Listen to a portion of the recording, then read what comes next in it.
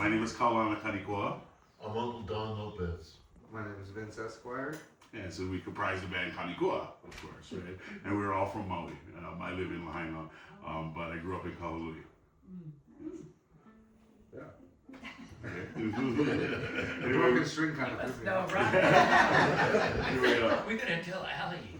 been together for a while, since 1997, and it was cool because we weren't sure, we wanted to start doing workshops, we weren't sure how that was gonna go, and we've done them before, but we just weren't sure how people were gonna take it. Like for instance, we played Reno, and there was like 60, 70 people and 2 ukuleles, you know what I mean? So you know, yeah, but it was cool because on our way up here, the people in California told us, they were like, oh yeah, you know, all the guys up in PNW, man, they're tight. You know, their groups are tight. You know, I was like, oh, okay. Yeah. So it's kind of, you know, saying something. But you know, down there you had multiple groups show up in like Santa Cruz. Anyway, guys, I don't have any charts. We don't really have any charts really for it. What we usually do is we usually go play some of our songs, play songs you guys already know with you guys, go over with you guys basic chords, basic chord theory. Right for you. You know, any kind of like music theory you might want to know. And then we just take questions, any questions at any level. Yeah, any level. Right away, are most of you guys more than a year playing? Awesome. So is anyone less than a year playing? More than a year, but Yeah. probably at less than a year. That's all right. No one wants to admit to that, that's okay. Okay, great. Yeah, so we'll go over anything you guys want. I mean, anything anybody's working on, we can really help with. So we'll just jam some songs, and then we'll play some different things within these songs. If there's any questions about what we're doing. Has anybody seen us play at all before? Yeah. Oh, yeah. Okay. Yeah! Yeah, that's right. Yeah. Expecting a lot from you, yes. So we know that you're familiar with the term Kanekoa, right? So that's, that basically means just getting together and jamming together, right? Yeah. So we are informally trained. We don't know what we're doing. And I'm completely illiterate. I cannot read music. I'm terrible at TED charts and any of that stuff, but I can play somehow. You play great. And so, what we're trying to convey is that ability to play, whether you're coming from the school way or coming from the other way, the other direction, or somewhere in between. It's not about the technology, it's about the music, right? The technology comes as you gain more interest. You know, you start getting more interested in precisely what your fingers can do as you start realizing they can do funny, weird things. And so that's kind of what we tend to promote, you know, it's just relax, don't worry so much about the, the up, down, or what did that one guy say, the inside, outside method? I don't know, we've heard so Never many even heard of it. technical Yeah, terms you know. on this tour that we didn't know what they meant, and we had to go later look it up and be like, What is he talking about? okay. I mean, if you look at it this way, you don't read a book before you kick a soccer ball. You just kick a soccer ball, right? And that's how kind of we learned to play music in Hawaii. We just do it with each other, ask questions. Sometimes we don't ask questions. Sometimes we just watch and play songs over and over again. And so that's kind of how we try to impart, remembering things and remembering the music and remembering chords and remembering the technical stuff is just playing music together. And a lot of you guys know in Hawaii, and a lot of you that might be from there and visit there a lot, we're given the instrument really young. And a lot of people, it's not uncommon to be somewhere and see young children all playing together, you know what I mean? So that playing together, that jamming together, that Kanekoa starts really young. And then some people will carry it over, obviously. That's what's so wonderful about the ukulele, you guys. Like, in Hawaii, everybody's given this as a child nowadays. Up here, everyone's given a recorder. Right, in about 6th grade. And cool with that and everything, but yeah, they find that when they give the ukulele to children, I mean, you're talking like 40% of them end up playing another instrument. Now, whether they go on to keep playing in their adult life is up to them. But the fact that they want to keep playing another instrument is awesome. Canada switched to ukulele. Yep, just Yep. for that reason. Just for that So did reason. I. Hopefully we'll catch up. That's another reason why we're trying to get to Canada Right, too, because right. they're just so That'd be much awesome. more We appreciative. wanna see of the nationwide. instrument. Yeah. But it's such a community thing, right? Rock and roll bands, right? You can't sit down in a room like this and jam rock and roll. It doesn't work out well. But for some reason, ukulele community can get together and perform, make music together, and it's a really wonderful thing, and it creates a certain kind of community that we've been noticing more and more as we've been going along on this particular experiment. What a wonderful instrument, right, guys? Yeah. You know, I've heard it said by a few different people, but this is the best way I heard it said was by a guy named Eddie Vedder, if you guys know who he is. Yeah. He was popular around here, right? And I remember when he released that Ukulele Songs album, you can imagine like a lot of people in the industry were like, wow, you know, why, and everything like that. And he said, less strings, more melody in my head, which I thought was wonderful. But he's helping legitimize the instrument, right? You know, one of many people, yeah, you guys. But and so now he uses it to write all the time, you know, just like George Harrison did. Right? You guys sing along. Yeah, from my generation. Right. And you know, Jimi Hendrix, his first instrument was a ukulele. Right. So was George Benson. Yeah, that's Bette awesome. Midler had them all over her house. Yeah, exactly. they're on. Right. They're easy to pack around. Oh, yeah. That's right. It made it a lot easier for us to travel. Yeah. You know, Better they take a than- lot of room. Better than buying another seat on the plane for your bass. Exactly. That's a thing. That's a thing. Or a Greyhound bus with an upright bass. Yes, Yeah. you're buying 2 seats. Yep. You want to start out like when you're in? Yeah, so you guys want to play a song? Let's do it. Let's do a song? Cool. Okay, so we're gonna play a real simple 2-chord song, and we're just gonna jam. If you're more advanced, feel free to just kind of, do what you know. And the 2 chords are gonna be a real simple D. Most people know the D chord. If you don't know the D chord, just D. D as in dog, yep. My hearing, my ears no good. Okay, I don't think I'm not. And that's the top 3 of the second fret, maybe. Yeah. Yeah, D for dog. So we're standing on the 2nd fret this whole time. Next chord is a B minor, so we just bar the whole 2nd fret. You can put that one down if you want to. Okay? Real simple. Real simple. 2 chords, same fret, yeah. This is a Bob Marley song called Waiting in Vain. Real popular in Hawaii. We play this one all the time. And for bass, the bass plays in inverted.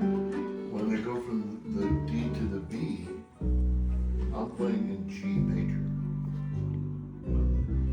And sometimes Yeah, I will. Sometimes I will. Or, play yeah. the G major too.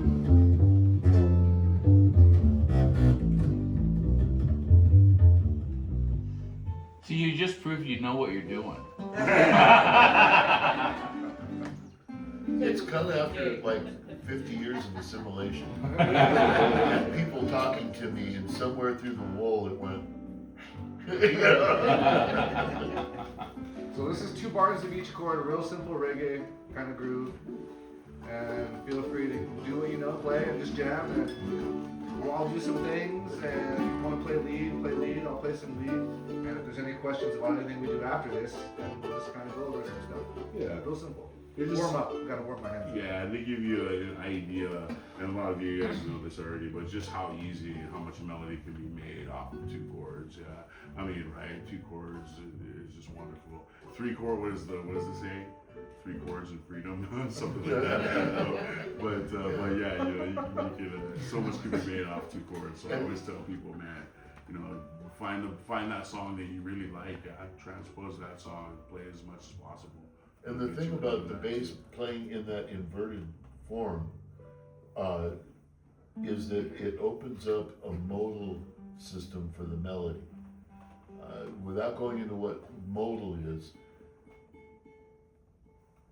it gives you more options to be playful in the melody, in the mode that the bass transfers that chord into.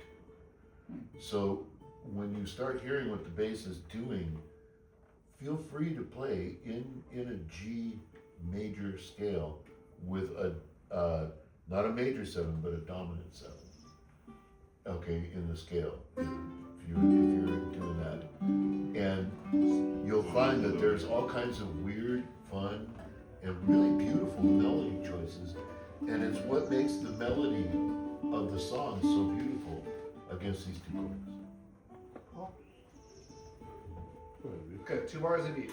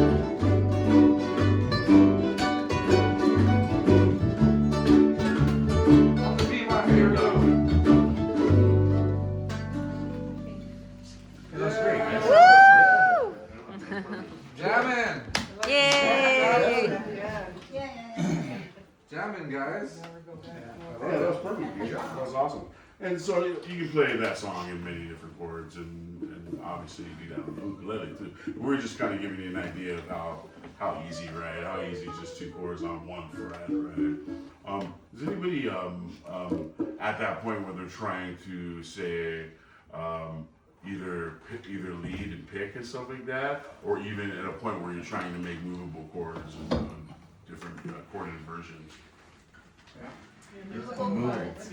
Movable chords, that's where we are.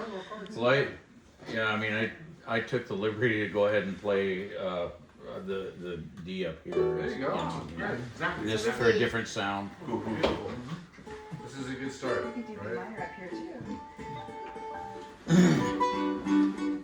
So movable chords are great. So I just use that for bar. it's just the movable shapes. You know, you guys know all your shapes, so it's just every you know, it's just remembering how many steps between each one. But if you know, that's a great start. You know, they all have the B flat chord. B flat chord is kind of difficult for beginners, right? I noticed B flat's one that people always are like, I gotta work on my B flat because it's hard to press all the strings like that. But it's cool because once you learn it and you get comfortable, and then like he says, then you just move it up and down the neck and you got a different chord, right? So it's just getting comfortable, and you know, man, sometimes these things are not fun to play. Getting over a certain hump, it's just like, ah.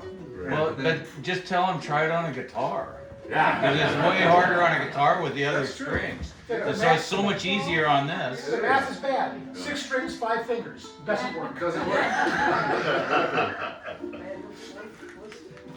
So Any questions? Anybody have any questions Yeah, about about anything? anything. I love this guy was playing. I was yeah, man, that's fun. What are you?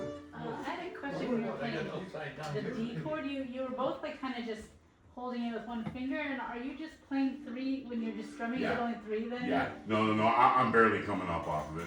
Right? Yeah. And then like there, I was going from D to a G major 7 sometimes. You kind of have to lift D that. to a B You minor kind of have to sometimes. lift that finger. And yeah. I mean, you can go ahead and borrow the whole thing, but it's good to lift the finger and get it up off there. That way, that ease open. We do But that in mine Harvest was Moon. that flexible, but I'm like, Yeah. somehow I was like, oh, you must Yeah, be this. Right? Yeah. Yeah. Harvest Moon. That's how I learned about D's, is Yeah. over that song. Actually, I just sat down and figured out how to do that. Awesome. Yeah. That's great.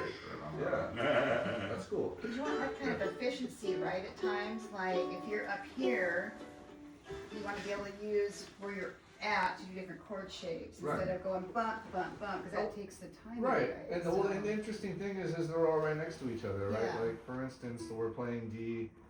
I don't know. We're playing a D here, right? Well, I also have a B minor right here. Right. Yep. Right. So it's just easy. It's efficient. Or I got a D here and I got a B minor here, right? Mhm. So there's a different one for you. But it sounds cool to change the timbre and go back down and come Totally. back up again. So, Totally. yeah. So like a lot of times when we think about it, when we play it for our sound, we look at it as like a piano. Like one hand plays the lower register chord and one hand plays the higher register or an inversion of that chord. So a lot of times if he's playing a chord down here, I'll play the chord up here. Just Right. to, That's and more then people are like, how do you guys symphonic get that so way." much sound out of the ukuleles and yada yada? Yeah. I'm like, because we're doing that. Right. Right, and it's just enhancing, and especially if there's multiple players, it starts sounding really good. You know, like half the room plays one, but then you start getting maybe a third of the class plays the third inversion, right, of the D and the B minor. So you know, You're the it's inverse. just good practicing. Yeah. Yeah. And a lot of you guys are experienced, and like a lot. We run into a lot of beginners. We're talking 45 minutes with the ukulele. Yeah. It's less than a week. You know what I mean? Anyway, and a lot of beginners are always stuck on the like, should I go 2 down and 1 up? Should I go 3 up and 1 up? And I'm always telling people, hey, don't concentrate too much on that. You know what I mean? Just try to keep learning how to, because you will get a strum down, a natural strum down. But a lot of beginner people will get stumped on that and quit. Yeah. You know what I mean? Yeah. You're like, oh, bummer. You And know what I then, mean? as you guys know, those things often don't apply in every situation. Right? It's like, well, that's not working for this song. Well, Yeah. how do we fix that, right? Yeah. 3/4.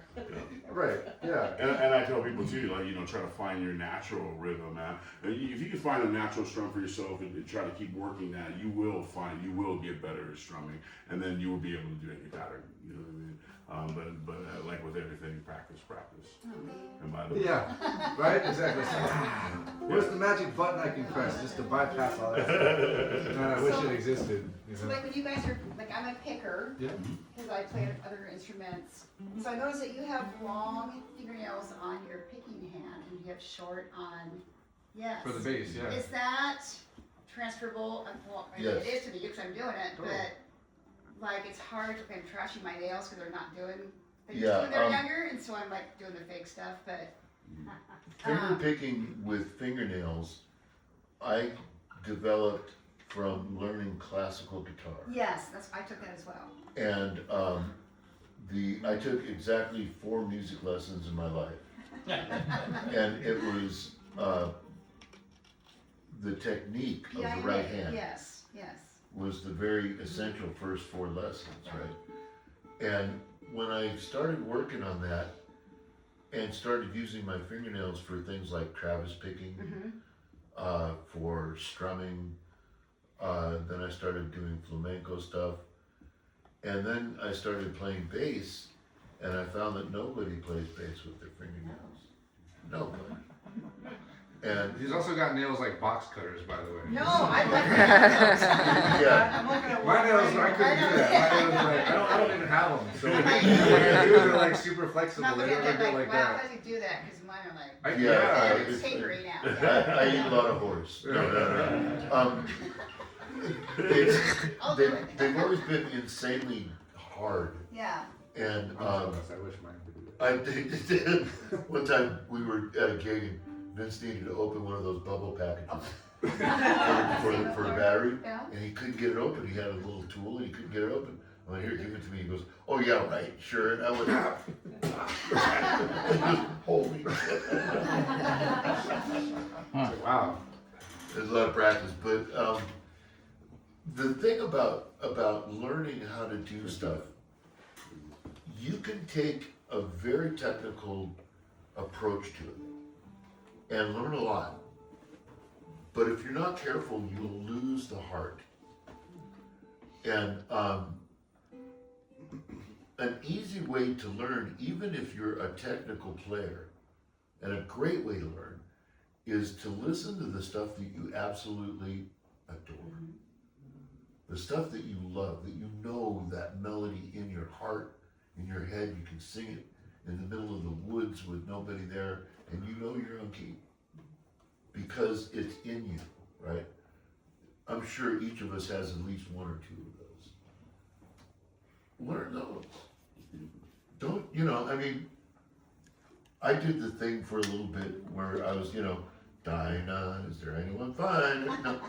And I don't know that song. It's not part of my culture. And it's like, okay, great. It's a cool song, but once I started developing and learning other stuff that I was really into, and making up my own stuff, right? Make up your own tunes, your own melodies, your own rhythms. It's not that hard, and it's all legit, every bit of it. And a lot of you guys might be doing that already, whether or not you would share it with each other or not. So once you get to a point, you just start hearing it, right, guys? And you can find melodies that you like, and you guys maybe find something, and you start writing your own stuff. That's another wonderful thing about the ukulele. And I definitely, definitely tell people to just keep doing that. Do as much of that as you can. So it'll just make you better at playing and singing and everything. But to get back to your question, figure out, other ways. If the nail thing's not working, I don't have I fingernails. mean, it's working, but, It's paying a price for it. You can get the nail, exactly. Yeah, and I'm There's- scratching my instruments to death with it, Yeah, I mean, but there's that other works for me, techniques. Learn, yeah. learn to use the Yeah. thumb. Learn to use the thumb and finger. Oh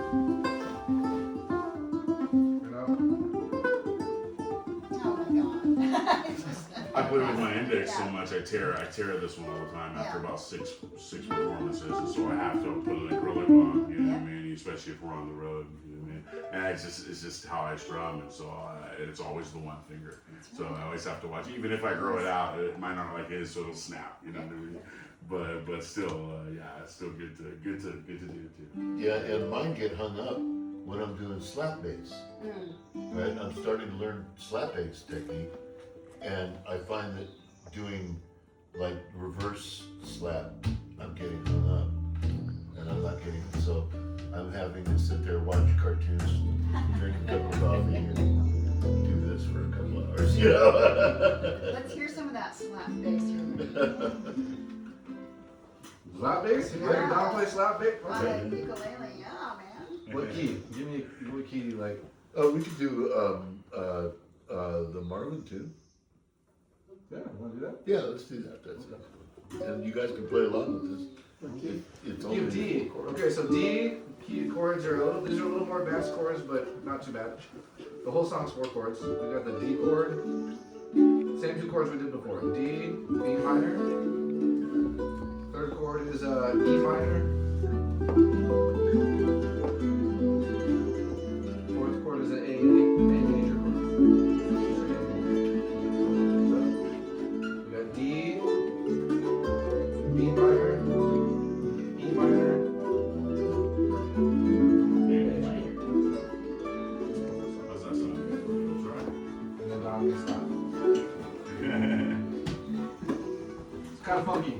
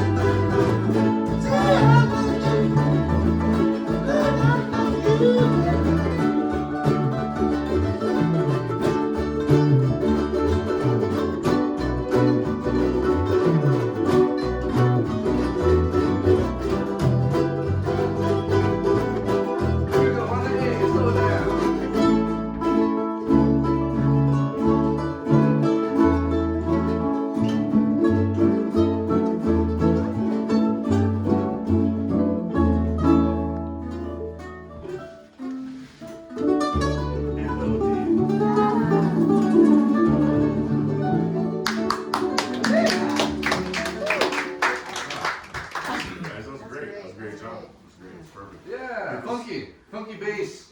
Yes. What do you base? Yeah, there's not a lot of people slapping the U-bass, I'm liking it's, it. it really sounds cool. Yeah, Don, they were of course endorsed by Kala, and we used to play many ukuleles. And like most of you guys, we only have 2 at home. Wink, wink. In the bathroom. After me and Vince spent most of our young life and adolescence, gathering ukes when we could, finally we hit a point where they were giving us ukes, right? So we have like a whole bunch of ukes we cannot play in public because these guys won't let us. Yeah. But the wonderful thing is they gave Don a prototype U-bass when they first started making them, so that he could play and then give them feedback and stuff like that. And the prototype they gave him was beautiful. He gave them all the feedback, helped them so they could, of course, start with the first model. And they kept They kept it. They kept it. I beat the hell out of it and asked them to kind of repair it for me, and they kept it. And I'm like, no. It's in a vault somewhere. Yeah. But on the plus side of that, when we get back, there's a box with 3 ukuleles and a U-bass waiting in it for us. So yeah, can't complain. Again, guys, any questions about anything? Yeah, growing up on Maui, you guys were surrounded by some incredible musicians Of course. in Oh, yeah. the day. And you guys been doing this since '95, you said? 97. Wow. So in '97, I'm 22 or 21, excuse me. He's 11. We meet because my girlfriend works at a coffee shop that I'm going to that his mother takes him They to. have an open mic. Yeah, they have an open mic there. Oh. So we We did. meet and we start playing together. Vince already can play the ukulele at a high standard at that point at 11. So a lot of the bands, his peers that he was playing with, didn't want to play with him. And would kick him out of bands and stuff like that. No, So seriously. me and my friend Travis, who's our percussion player, we were kind of the ones that was like, hey, I tell you what, let's make a trio and then just play whatever you want and we'll back you up. You know what I mean? And then it started from there. And at this very time, Don Lopez here is playing with Willie K. Don Lopez is Willie K's bass player for 35 years. Yeah. So all those songs you guys know, and you could Yeah. Kachi music, Mako, all of them, that's him. And so we used to listen to him on Monday nights on the radio because he used to play Hoppers with Willie K. So we would listen to him and be like, oh, that was so cool what they did, right? And so we looked up to him big time. So to have him join us later on, you know what I mean, was just unbelievable. Well, I had started playing music with Vince when he was 14. I was playing with his dad, who's an amazing saxophone player. And I mean, one of my all-time favorites. From the Bay Area, oh my gosh. Yeah, guys. I call him Mr. Tone. Mr. Tone. Yep. He asked me one day, he goes, hey, would you mind playing with my kid? I was like, no, of course not. I was like, oh my goodness, you know. And just been having fun ever since. And so to kind of answer into your question, you bet we grew up watching all of our heroes, and then it's weird because as like guys like Willie passed and stuff like that, we're replacing them. Now we're in their spot, and then there's younger guys looking up to us, coming to our shows who we're teaching and mentoring. That guy by the name of Anthony Fluke is one of them. If you guys know. Oh, yeah. Yeah, he's just out here. Yeah. Slack Tea Festival. Yeah. Yes. And Anthony Molina too. Yeah, Andrew. Yeah. Andrew's He comes here too. Exactly, Yeah. Andrew's super And tight. Jay's pretty awesome bass Yes, player that's too. right. That's right. You know Jen from Maui too? But yeah, you Yeah, know he might the stop by. ukulele world's blowing up Yeah. right now. And the instrument They just must keeps know getting him. They bigger do. and bigger, you guys. And what's cool is people now are realizing the outside world that doesn't play the instrument, it has nothing to do with it, but just listens, maybe know who Jake is. Those guys are starting. The outside world that doesn't have anything to do with ukulele is starting to realize how deep the ukulele is and how there's many different players and different sounds. You know what I mean? And so it's wonderful. It's wonderful for us, for a lot of us ukulele lovers, you guys. So that's great. Again, any questions about So it? how do you learn those runs? Like, that's what I wanna learn how to do. I know Question. I know scale, but no, I can still, That's I was 11 years old, how did you? It's learn magic. that? Yeah. One thing that was instilled in me from a very young age was practice. That's just all it comes down to. It's not fun. It's not fun. But it was 8 hours a day. It was me leaving high school in my sophomore year to get my GED to practice 8 hours a day. That's what I Oh, do. Very versatile. Okay. Yeah, so that's just really, it's really what it comes down to is it's just learning your scales, What is that thing you always say? Slow is smooth. slow is smooth and smooth is fast. Oh, Yeah. yeah. That's So something start- Vince always says. start Slow is slow. smooth. Smooth is So fast. it's a muscle memory once you get that, a couple smooth and singing and stuff. But anyway, you get that pattern, and then that pattern can repeat in different keys. Then, Totally. right? It just moves up and down the neck, you know. The more you work on your scales too, the more you'll see the patterns where those are, and you're like, okay, I can go there. Oh, I know I can go there. You know what I mean? And then the more you do it, it'll come to you faster. So too. is there a simple pattern that you could teach us right now? Yes. I always suggest everybody, and there's probably some of you probably already know, but I always suggest start with the C major scale. And this is because there's so many open strings, and you can't really make a mistake in the key playing this scale. And every open string on the ukulele is in the C major scale. So there's no real having to think about it. You can start kind of just creating patterns immediately with it. Okay, so we'll go over it really slowly for people that don't know it. We're going to start with our open C string, second string. Second string. Okay, on that same string, we're going to go to the second fret. It's going to be our D note. Right? So now we have an open C and a D. Right? Next string down is going to be open, E string. Right? So now we have C, D, E. Right? So next after that is going to be the same string, first fret, and that's an F note. Okay, same string, down 2 frets, we have a G note. Okay, next string down is open, it's an A string. Okay, perfect. So now same string, second fret, we have a B note. And up 1/2 step, we resolve back to our C.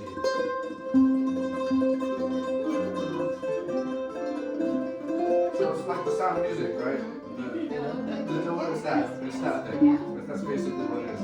All that is doing is rearranging the C major scale or whatever key it is, but it's a major scale. Right? Get comfortable doing that. Get comfortable doing it slowly. And I would suggest not working on going back down until you get comfortable going up. So get comfortable going up. So a lot of these ukulele, like teaching things, tutorials, they don't tell you what finger to use when you're going to different strings. And so does that matter? Like your picking hand or The chord hand, chord like, hand. I mean, like even in the scale, would you do just what's natural to do that? yes. Okay, I mean, I'm basically using just my middle and my pointer finger. right, okay. Right. So it's just whatever's comfortable. And again, that one's so easy because everything's open. Like Vince is saying, at this stage, yeah, do whatever's comfortable. As you get better at it, you'll be able to want your hand covering the whole fret and being able to do Exactly. these That's what I'm and thinking these. now. Yeah. Yeah. But at this stage, just go with whatever feels more Okay. comfortable. And practice it with different picking techniques. Practice it with your thumb. Practice it with your finger. Practice it with your thumb and finger. Okay. Right? And just go up that scale and smoothly, slowly, smoothly, and then work on it with different picking techniques. Thank you. Yeah. That's the one I suggest because we all play songs in C and you can start messing around with it. In the key of C, I find if you start on the second fret, you got that there's no notes played on the first fret, and there's no notes played on the sixth fret. Right. So you got the key of C all right there. Yeah. You move it up, you got the key of D. You also got the key of G. That's the same thing. Totally. So, The key of G and the key of C are so very I've close. gotten to where now I know when I'm looking for the next note, I know where it is. Totally. Exactly. So that's why what I do, like people ask me how I warm up when I used to practice, and I would just practice, I would go like C major scale, then I would go C sharp major scale, D major.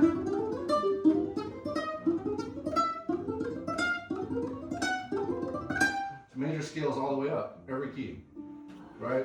So it's just starting slow.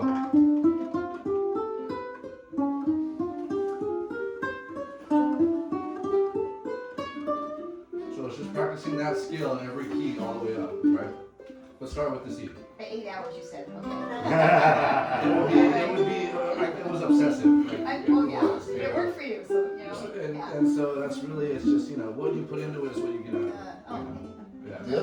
The other thing you can do, which is good training for your hands, is create little games, Yeah. right? Like you can create little simple things that are you've heard before, but I see what you're saying. there's also little things called spider games, right? And if you watch, what I'm doing is I'm playing these 2 frets here and here, and I'm playing these 2 frets here, Oh, And gotcha, here. gotcha, okay. right? So So see, there's like but then you can reverse that to,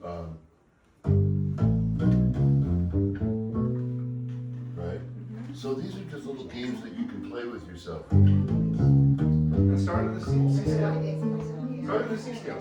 But starting with the C scale, Yeah. exactly. Like you can do like, I mean, you got like,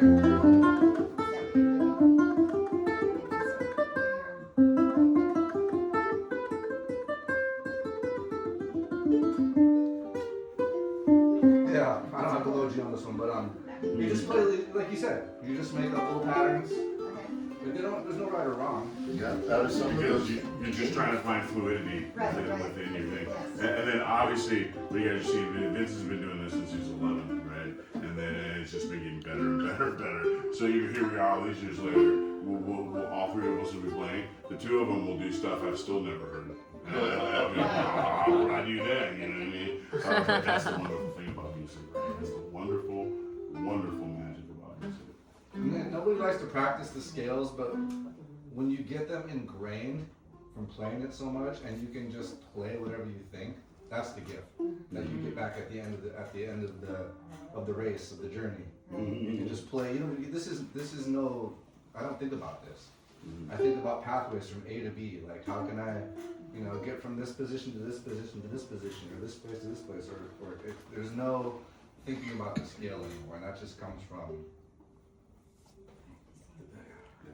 I'd say at this point you're thinking more about syncopation, and rhythm and stuff. I'm like not that. even thinking. Because it's I'm just- just, Something at all. like it just does it. Yeah. And, you know, and that's what it. You know, that's what it is. Like you do it until it's just muscle memory, and you don't think. It just happens. Yeah, a lot of times if you're thinking, you've already made a mistake. There's an old saying: if you're thinking, you're stinking. You know, your thinking is way behind the music a lot of times. And that will, I don't know if any of you have ever skied, but you know, they say ski a few bumps ahead. It's kind of like playing music, you gotta ski a few bumps ahead. Otherwise you're gonna be flat on your face real quick. So that's what we hope to also do for all these classes: is inspire people just to go home. And these are so easy to put an hour in on every day. You can sit there and practice your skills while you watch TV or do whatever. And you put your hour in every day, you get 7 hours a week, you know. It's very easy. It's much easier than a guitar or something like that. So we want to just inspire people to not be afraid of the practice that goes into it, because that's what it is.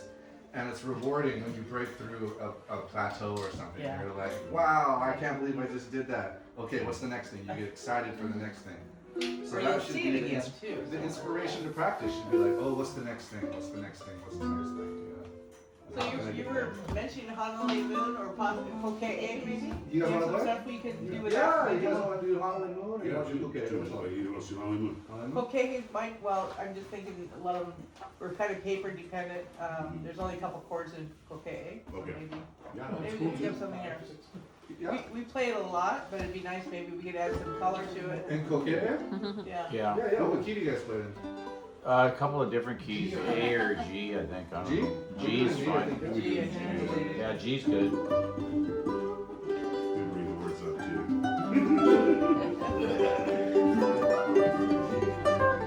Let's bring us for leaving a couple of verses out.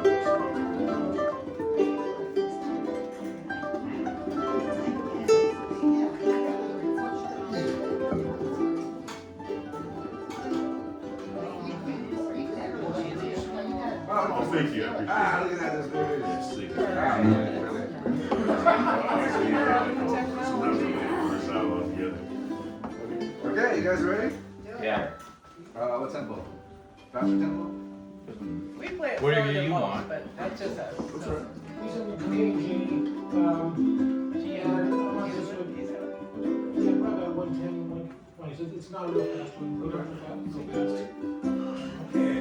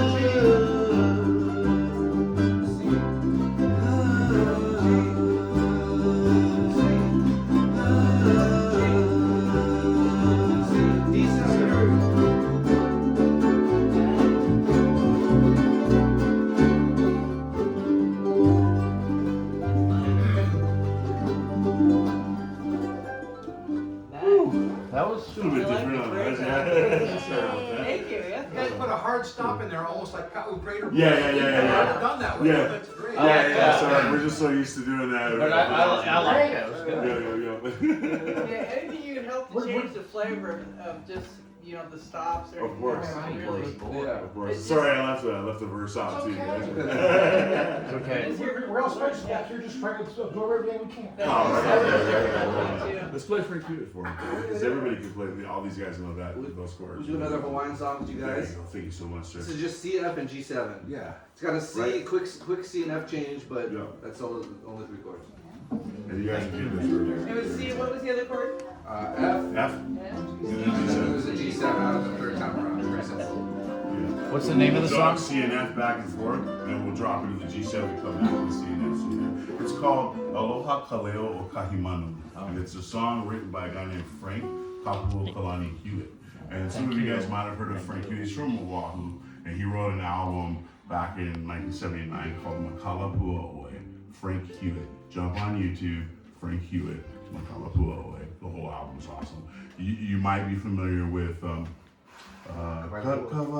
Kavailehua, Alakaonua. You guys ever heard that song? Some of you have heard it. That he wrote that song. It comes from that album. This song also comes from that album. So check this song out.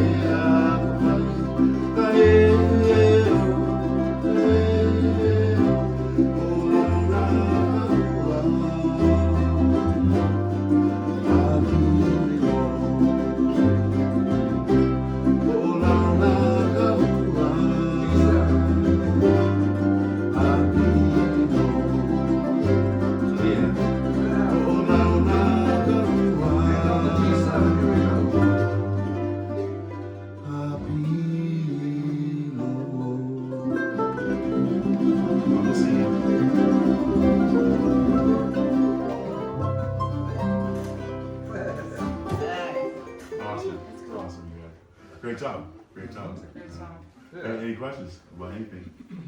When was the last time you were in cocaine? I'm sorry? When was the last time you were in cocaine? Oh, in geez. cocaine? In Oh, man. cocaine, maybe childhood, maybe Yeah. childhood.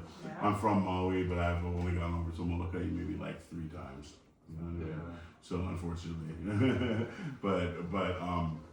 the writer, as if you know the Reverend Kanekoa, he wrote so many beautiful songs in that same era that it's just like if you can check out, of course, Sons of Hawaii from that late 70s, 80s era, and it's just everything. It's just so many beautiful songs, and it's wonderful. So of course we try to bring some of them back. You know what I mean? Yeah. Yes, ma'am. Were you playing a ceaseless chord as well when the song? Sometimes I'll add 9 on that song. Okay. A C add 9, which is basically just the F note on top of the C. And it works well in Hawaiian music just to add a little bit of color. Okay, But that was it. I wasn't familiar with a lot of Hawaiian. Well, that's a little trick It he's is. talking about. Yeah. Totally. Yeah, it's just an add 9 on, yeah. So you can always throw that in. Yeah. Yes, sir. Assume you guys know Jeff Peterson. Oh, yes. Yeah, Jeff's awesome. Yeah. he is awesome. What a kind guy. Totally Yeah, nice yeah, guy, too. Totally. One of the nicest guys I think I've met. Yeah. Really, yeah. He almost seems too nice. I mean, I wish I knew him. It's like him and Jake, they're both like the nicest Yeah. people I've ever met. Yeah, I It's just like- want to know if these are like that in real life. Yes. They both are, yes, they both are, yeah. And Jeff's family is super, super cool, and like to you know, be able to be a master at Kikoalu at his age and be able to teach people is wonderful. And he's, you know, right down the line of all the old masters, you know what I mean? He's learned from the best. He's out here in the Northwest quite a bit, actually. yeah. The Black Key Festival and some of those things, yeah. Yeah, but he's really good on the ukulele. Yeah, I too. take ukulele classes from him. Yeah. He's wonderful. He's a great Yeah, check out Jeff's online ukulele classes. Those are wonderful. Yeah, check out it if you can. They're totally. Bill just wrote and said How'd he you can't guys make meet it Steve tonight. Berlin? That seems like a, Oh, a That's a strange great question. grouping. So For those who don't know, Steve Berlin is the producer, sax player, keyboard player for Los Lobos. and we just rubbed shoulders with him one time. They were doing a show, and we happened to be the band that was opening up. Steve and David Hidalgo right away was like to this guy. He was like, man, he tells him, he's like, you're the Jack Bruce of the U-Bass, you know what I mean? But like they really liked us because I think that they saw kind of a reflection of themselves. Like you guys are like the Hawaiian version of us, you know what I mean? So immediately it was like, let's go on tour, you know what I mean? So we started touring around with them a little bit, and then Steve, who's a super kind man, you know, lives in Vancouver, super kind guy, and he just kind of took us under his wing and was like, I've never heard anything like you guys sound wonderful. Can I produce you guys? And we were like, sure. Yeah, and so we have another album coming out with him pretty soon. So, yeah, which is wonderful. And when we worked with him, it was during COVID, so he had a lot of time. He had a lot of time. Everybody on the album had a lot of time. So we were, you know, we just kind of fell into this space where we were able to, you know, have a lot of his time because You chose your friends wisely. Yeah, and those guys are so busy. Like Yeah. this album we're doing now has taken probably 2.5 years. Yeah. Because our schedules, their schedule, it's like for us to get any window of time together. And even then, we're doing it over Skype and FaceTime and stuff like that. I will say this about Los Lobos again. I've never been around a band that's that good that will let you come on stage and share the stage with them, right? So we're playing a song all together like we're doing right now, and then we're all jamming together, and then Los Lobos stops and just let you play their music. And I was super impressed by that, you guys. And then once they were like, okay, these guys got it, all of a sudden you hear them all just, and it goes quiet. And then there we are playing Los Lobos song, playing like La Bamba or something. It was crazy. But to give that kind of leeway, to be that generous as a musician, it speaks volumes. So those guys are huge heroes of ours, not only because of the music they make, but how they carry themselves and everything. Yeah. Wonderful. And we'll see them again in August. Yep. Coming to Maui. What's your home base in Maui? So I live in Lahaina, right? Lahaina? But I grew up in Kahului. Yeah. And Vince and Don both live in Wailuku. Yeah. And if you guys So know where where do you guys have a regular place you play there? we do. We played a place called Nalu's South Shore Grill, which is a place in Kihei. What's the Right? name? Nalu's South Shore Grill. Yeah, that's Shout out to our sponsors. Not lose our sponsors. Yeah, not lose. Oh, yeah.